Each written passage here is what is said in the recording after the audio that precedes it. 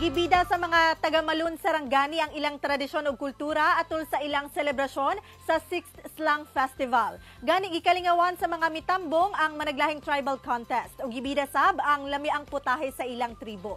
Anyang report.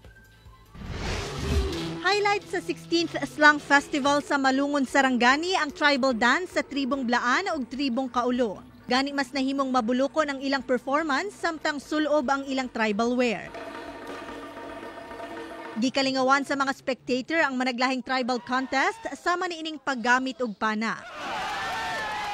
Hangtod karon ginagamit matud paghihapon kini sa mga tribo atol sa ilang pagpanghunting og hayop sa kabukiran.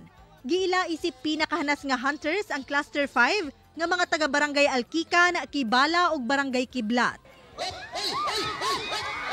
Naghutdanay og kusog kining kalalakin-an sa tribo sa wrestling o ginatawag nilang sbono o benget. Ang kanunay matumba mao ang pildi.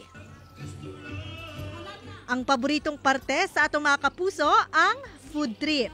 Gibida nila ang ilang masagman sa kakan o tribal cuisine. Tradisyonal ang ilang pamaagi sa pagluto ug migamit sila og native ingredients. Lakip sa ilang gipatilaw sa mga bisita kining palakang bukid nga giluto sa kawayan, kanon ug alimango nga giluto sa kawayan.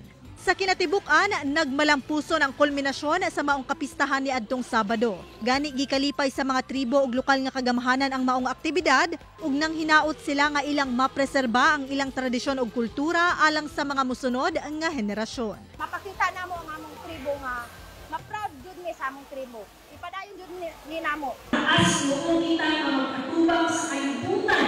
Taas mo kita nga magkatubang sa tibuok Pilipinas na may ara sa tribo Blaan kag Taga-Kaulo nga may ara sa kaayo nan IP man RIP.